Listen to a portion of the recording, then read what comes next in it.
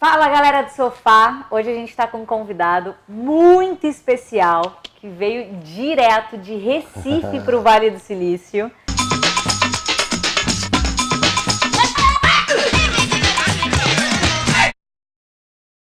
O assunto de hoje é falar um pouquinho sobre arquitetura, tecnologia, construção, o que vem de novo no mercado imobiliário, e a gente vai entender um pouco de tudo isso com o Thiago. Eu normalmente faço um bate-bola. Entre duas cidades que eu vou te dizer, me diz qual que você prefere, Paris ou Atenas? Paris. Paris ou Roma? Paris. Paris ou Chicago? Chicago. Chicago ou São Petersburgo? Chicago. Chicago ou Dubai? Chicago. Chicago ou Bogotá? Chicago. Chicago ou Barcelona? Barcelona. Barcelona ou Xangai? Barcelona. E agora Recife ou São Francisco? Recife.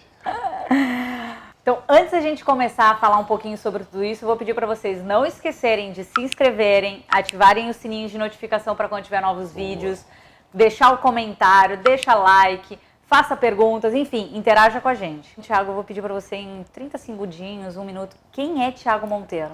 Vamos lá. Thiago Monteiro é um arquiteto entusiasta da arquitetura e mais ainda da capacidade de transformação do que a arquitetura, do que o urbanismo é capaz de produzir na cidade e nas pessoas.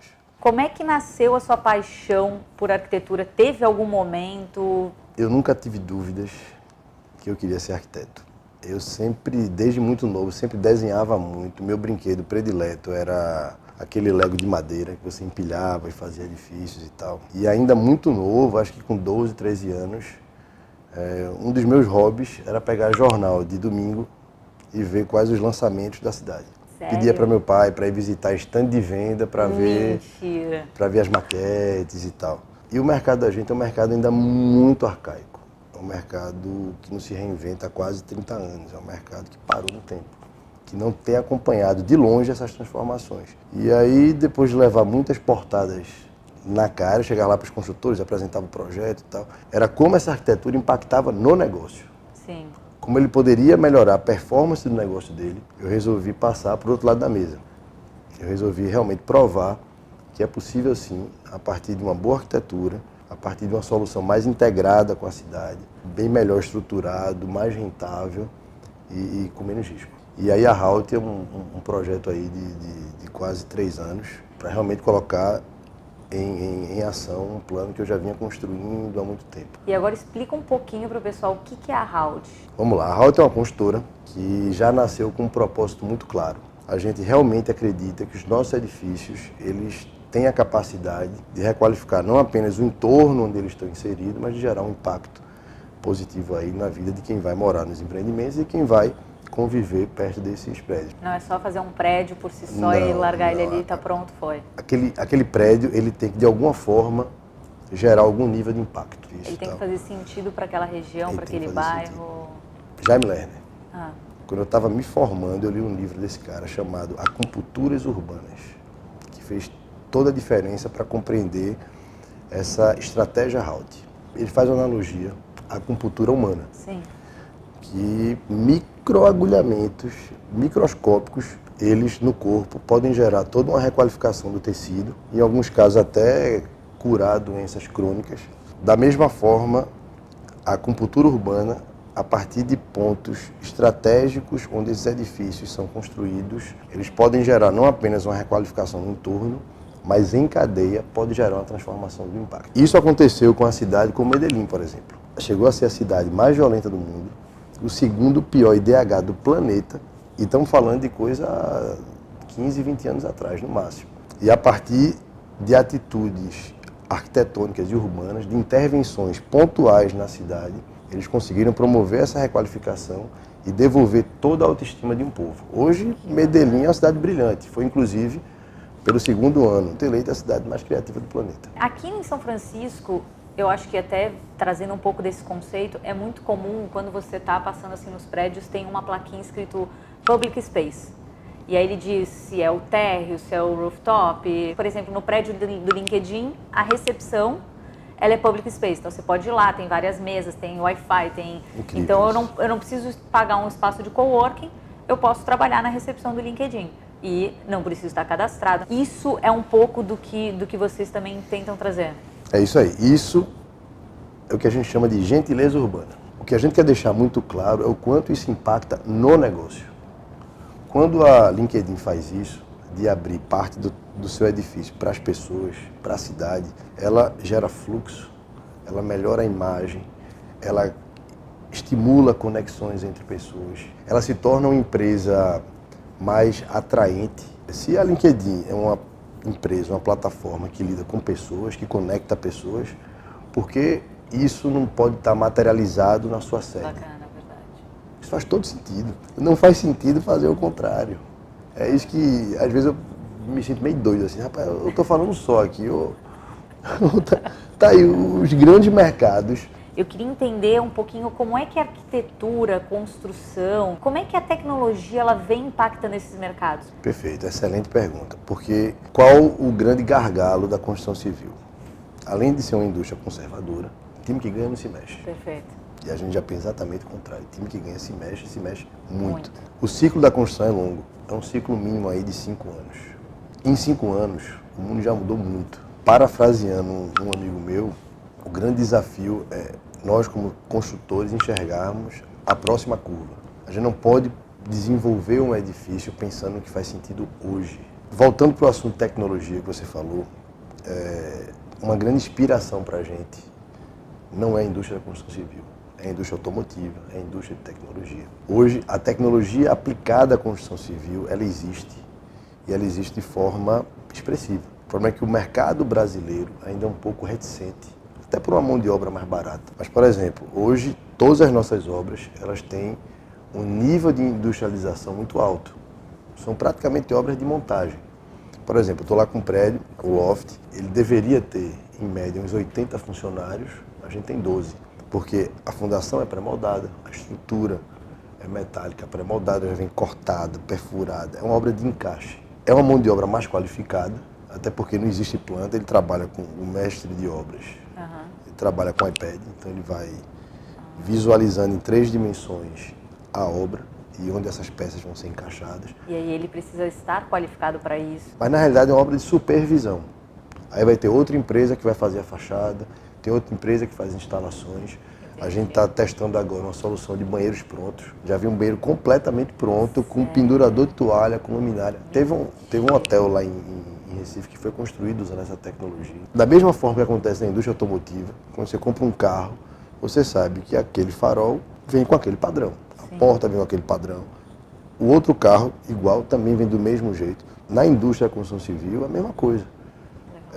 Não existe isso de ter uma fachada bem feita e uma mal feita, uma parede bem feita e uma mal feita. A tecnologia para a moradia, eu acho que ela está muito menos associada a itens tecnológicos. Até porque, como é um ciclo longo, por exemplo, há 5 anos atrás, fazia sentido você preparar um apartamento com automação, com todo um cabeamento de fibra ótica. Hoje não faz mais sentido, hoje é tudo Wi-Fi. Então quem investiu na época em colocar fio perdeu dinheiro. Por exemplo, a gente está construindo hoje uma plataforma que o cliente ele pode migrar de apartamento.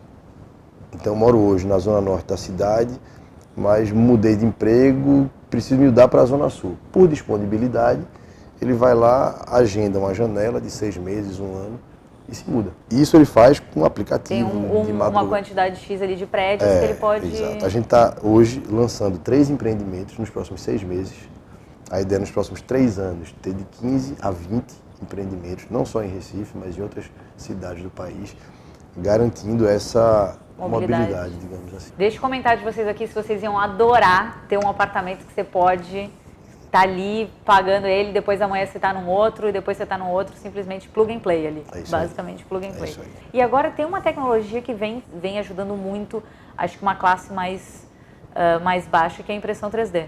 Né? A gente já vê casas sendo feitas, casas simples, mas num custo baixíssimo que pode resolver o problema de muitas famílias. É outra revolução de impacto, muito bem lembrado, é a impressão 3D e a 4D. Porque, de novo, você consegue com baixo custo, com velocidade e com qualidade produzir habitações. Eu enxergo esse modelo de construção a partir de impressão 3D, uma solução bacana para as periferias. Perfeito. Porque você ainda tem espaço para construir. Olhar a próxima curva. Esse é meu mantra, é a frase da empresa, é olhar a próxima curva. Que legal. A gente tem um novo consumidor exercendo o poder de compra deles cada vez mais, de uma maneira que a gente até então desconhece. Você estudou um pouquinho essa galera, Millennium, geração Z e assim por diante. Como é que a Hald ou a Mob, que aí eu acho que vale a pena falar um pouquinho, entende o comportamento deles, o que que eles querem e o que que você estruturou para eles? A gente tem estudado bastante, inclusive boa parte da empresa é formado hoje por essa meninada. Legal. Porque a gente consegue ter, de fato, uma opinião legítima e real. E a gente percebeu que compartilhamento e mobilidade não são simplesmente adjetivos, fazem parte da essência do mindset dessa geração milênio, dessa geração Z e das próximas que virão.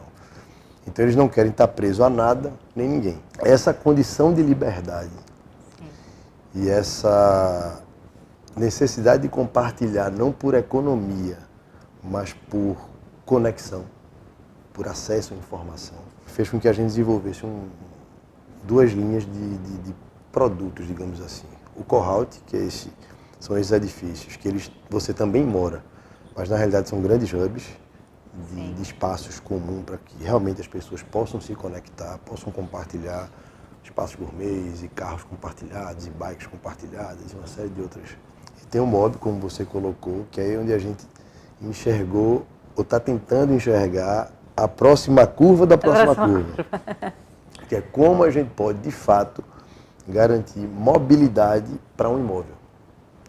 Ele deixar de ser imóvel e passar a ser móvel. Então, o que é que o Mob faz? O Mob são módulos, são casas modulares, são apartamentos modulares, e se apropriando de um módulo universal, que é o container. Então, já existe toda uma indústria preparada de locomoção, né, de mobilidade, dos guindastes, dos caminhões, das plataformas, dos navios, etc. e tal. E da gente promover hubs em várias capitais, até em bairros de várias cidades do mundo.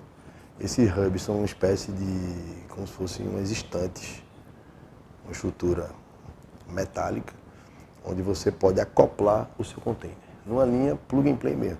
Então você consegue ter sua casa, porque quando você muda de um apartamento para o outro, por mais que haja mobilidade, a gente acredita muito na casa como uma extensão da minha personalidade. Então eu tenho aqui minha casa, com meus porta-retratos, com meus quadros, com meus objetos, com minhas roupas, né? E essa mudança de encaixotar e levar é muito traumático. É horrível. E às vezes o que faz sentido para você no seu apartamento, quando você se muda, você vai estar indo para a casa de outra pessoa, com a cara de outra pessoa. E no Mob você leva a sua casa para onde você quiser. E você acoplaria nesses hubs. A gente já está testando isso. A gente já está executando isso lá em Recife. Eu ia perguntar, como é que isso daí é para quando? Para ontem. Para ontem. Porque ela se transformou inclusive numa startup. Que legal. Uma empresa independente. A gente já está testando, já está validando. A gente sabe que vários problemas vão surgir agora a partir desse primeiro protótipo. Então, só para entender, assim, são duas estruturas, como se fosse assim um caixotinho. É isso aí, e no instante você uma lá gavetinha vai lá. Perfeito. Foi inspirada nos estacionamentos lá, naqueles grandes estacionamentos de Nova York, você tem aquelas estruturas com 4, 5 pavimentos e você vai e engaveta seu carro. É o mesmo formato. E lá você vai ter uma aprumada de instalações de água, energia, esgoto e ar-condicionado. Você pluga ali, plugou. Continua na minha casa. Exatamente. Numa boa. E esse controle, essa gestão ocorrerá a partir de uma plataforma onde eu estou aqui com o meu módulo, com o meu Mob. Quero levar para São Francisco. Eu posso embarcar no navio, enfim, tem toda uma logística por trás. E você saberá em quanto tempo sua casa vai chegar em tal cidade. Que legal. Eu quero, se você puder já montar a estruturinha aqui em São Francisco, Thiago, e uma lá em São Paulo, eu vou ficar muito feliz. Aí você pode, eu quero passar 3 meses sabáticos, levar minha casa para uma praia, quero levar para o quintal da minha avó. Meu Deus. Não, enfim. Quero para ontem. E são apartamentos, são moldes de 30 metros quadrados. É possível viver muito bem em 30 metros quadrados. Sim, sem dúvida. Principalmente quando você tem isso essa liberdade de você levar a sua casa para onde você quiser. Pô, que maravilha! Não, eu quero que vocês só imaginando como é que seria, como é que vai ser, né? Como é que seria, porque isso já não é mais um projeto, já tá acontecendo. Como é que vai ser quando isso realmente estiver forte e acontecendo? Que a gente não esquecer que é um projeto que está vindo de um brasileiro, de Recife, não está nos principais centros, Rio, São Paulo, está vindo de Recife e com um projeto totalmente disruptivo. Isso é uma das coisas que eu acho muito bacana. Mas uma coisa que eu queria deixar aqui é que, mesmo que o MOB não dê certo, o que é importante é a gente estimular essa inquietação das empresas. Mesmo que as coisas estejam dando certo, no caso da Halt, a gente hoje praticamente não tem estoque, tudo que a gente lança no mercado a gente vende rapidamente. A gente vende inclusive um pouco mais caro do preço médio de mercado, porque a gente entrega um produto superior e o mercado percebeu isso. Alguns de nossos clientes compram porque querem fazer parte desse movimento de transformação, de gentileza urbana. Eles mencionam isso, eles falam disso. Mas o que eu queria deixar é que essa inquietação da Halt de não se conformar com o que fazia sentido até então para o mercado da construção civil, para o mercado imobiliário, e de buscar novas alternativas é o que faz toda a diferença.